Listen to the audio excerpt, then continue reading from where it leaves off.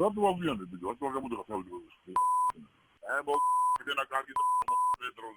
ეს აუდიო ჩანაწერი შრომითი ტრაფიკინგის საქმეში მთავარ მტკიცებულებად დევს. გამოძიების ეტაპზე მოპოვებული ეს ვიდეო მასალა კი დანაშაულის ვიზუალური დასტურია.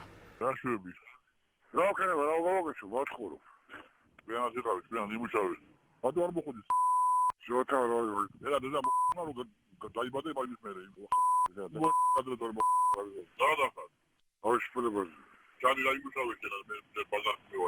გამოძიები დადგინდა, რომ ნოდარ გოგიძე მატერიალურად შეჭირებულ ადამიანს ფიზიკური და ფსიქოლოგიური ძალადობით საკუთარ მაღაზიაში მტვირთავად წლების განმავლობაში და ანაზღაურების გარეშე ამუშავებდა. სამუშაოს დასრულების შემდეგ ქუჩაში მოწყალების თხოვნას აიძულებდა.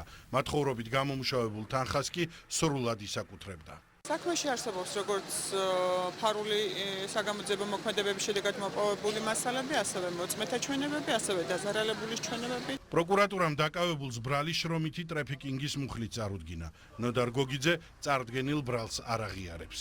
ჩანაწერებში არ არის რაიმე ისეთი გარემოება, რომელიც დაარწმუნოს ობიექტურ პირს, რომ ჩემი დაცვის ხოხმა ჩაიდინა ტრაფიკინგი, ან ვინმე საეძულა, ან თუდაც მოწყალების თხოვნა, ან ამ მოწყალების თავისთან მიტანა. ნოდარ გოგიძეს სასამართლო მახკვეთ ღონისძიებად პატიმრობა უკვე შეუფარდა.